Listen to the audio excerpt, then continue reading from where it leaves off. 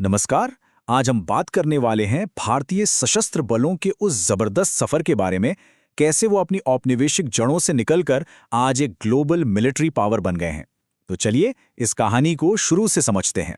भगवद गीता से लिया गया ये पावरफुल मोटो नभः स्पृशम दीप्तम, यानी गौरव के साथ आकाश को छूना, ये सिर्फ शब्द नहीं है, ये वो जज्बा है, वो एम्बिशन है जिसने भारत की पूरी मिलिट्री जर्नी को आप कह सकते हैं फ्यूल किया है। तो ये कहानी शुरू कहाँ से होती है? किसी जीत के जश्न से नहीं, बल्कि एक बहुत बड़े संकट से। और वो था 1947 में ब्रिटिश भारत का बंटवारा। हाँ, भारत को विरासत में एक प्रोफेशनल जंग में तपी हुई सेना का ढांचा तो मिला, लेकिन ये फोर्स बंटवारे की आग में बुरी तरह बट चुकी थी। सोचिए, सैनिक, हथियार, संपत्ति, सब कुछ दो नए देशों के बीच बांटा जा रहा था। ये एक ऐसी चुनौती थी जिसकी शायद किसी ने कल्पना भी नहीं की होगी। और पहला इम्तिहान तो दरवाजे पर ही खड़ा था। 1947-48 का कश्मीर युद्ध। जैसे ही जम्मू और कश्मीर का भारत में विलय हुआ, हमारी नई नई बनी सेना को तुरंत श्रीनगर एयरलिफ्ट किया गया ताकि वो हमलावरों से उस इलाके को बचा सकें। मतलब जन्म के फौरन बाद ही पहली अग्नि परीक्षा। लेकिन ये तो सिर्फ शुरुआत थी। आने वाले दशकों में एक के बाद एक कई बड़े युद्ध हुए, जिन्होंने भारतीय सेना को परखा, उसे तोड़ा और फिर एक बिल्कुल नए और मजबूत रूप में ढाला।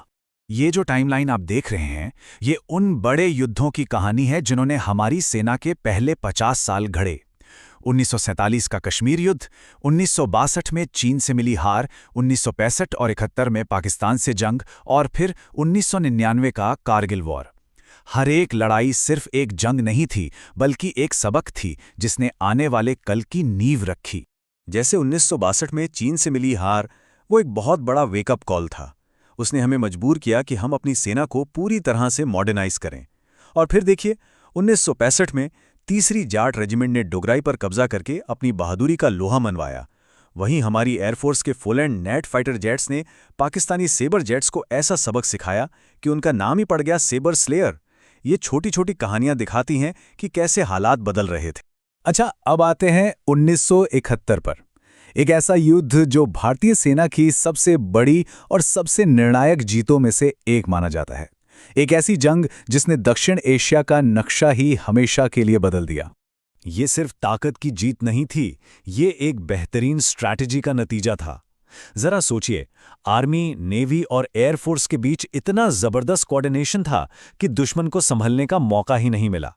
एयरफोर्स ने 16,000 से ज्यादा उड़ानें भरकर आसमान पर पूरा कब्जा कर लिया। जमीन पर मुक्ति बाहिनी के साथ मिलकर हमारी सेना आगे बढ़ रही थी, और नेवी ने समंदर से सारे रास्ते बंद कर दिए थे। एक परफेक्ट सिंक्रोनाइज्ड अटैक। और इस सब का नतीजा क्या निकला? नतीजा था ये नंबर 93,000। पूरे 93,000 पाकिस्तानी सैनिकों ने भारतीय सेना के सामने सरेंडर किया। ये दूसरे विश्व युद्ध के बाद दुनिया का सबसे बड़ा मिलिट्री सरेंडर था। तो इन सभी युद्धों ने एक बात तो साफ कर दी थी कि लगातार मॉडर्नाइजेशन जरूरी है। तो चलिए अब देखते हैं कि इन सब सबकों के बाद भारतीय सेना का शस्त्रागार यानी उसका आर्सेनल कैसे बदला। ये देखिए, टेक्नोलॉजी में कितना बड़ा जंप है। एक तरफ 1948 का M3 स्टुअर्ट टैंक जो वर्ल्ड वॉर II का टैंक था, और दूसरी तरफ आज का T90 भीष्म, एक मॉडर्न जबरदस्त मेन बैटल टैंक। जोजीरा दर्रे से लेकर आज के बख्तरबंद कोर की रीढ़ बनने तक का ये सफर वाकई में कमाल का है। ये साफ दिखाता है कि भारत की सैन्य शक्ति कितनी आगे बढ़ चुकी है। अब अगर हम एयरफोर्स की बात करें तो ये चार्ट आज की ताकत दिखाता है। रूसी Su-30 MKI अभी भी हमारे बेड़े की रीढ़ हैं, लेकिन साथ ही हमारा अपना स्वदेशी HAL तेजस तेजी से अपनी जगह बना रहा है। और हाँ, फ्रांस से मिले राफेल जेट्स हमें एक अलग ही स्ट्रेटेजिक एज देते हैं। और फिर आता है ये game changer, S-400 air defence system. रूस से लिया गया ये सिस्टम एक तरह का अदृश्य सुरक्षा कवच बना देता है, जो सैकड़ों किलोमीटर दूर से ही दुश्मन के जहाज़ों और मिसाइलों को ट्रैक करके मार गिरा सकता है। इसके आने से भारत की हवाई सुरक्षा कई गुना मजबूत हो गई है। देखिए, एक ताकतवर सेना सिर्फ हथियारों से नहीं बनती, उसकी असली ताकत उसके दोस्तों और दुश्मनों से भी तय होती है। और भारत के लिए ये समीकरण हमेशा से ही बहुत दिलचस्प रहा है। और दोस्तों की बात करें तो भारत और रूस की पार्टनरशिप टाइम टेस्टेड है। 1971 की संधि से लेकर दशकों तक हमारे सबसे बड़े हथियार सप्लायर बनने तक रूस हमेशा एक अहम साथी रहा है। यहाँ तक कि पश्चिमी देशों के दबाव के बावजूद भारत ने S-400 की डील पूरी की और हाल के सालों में तो दोनों देशों के बीच व्यापार, खासकर एनर्जी में, सारे रिकॉर्ड तोड़ रहा है। वहीं दूसरी तरफ नेपाल के साथ हमारा रिश्ता बड़ा ही अनोखा है। इसमें एक डुअलिटी है।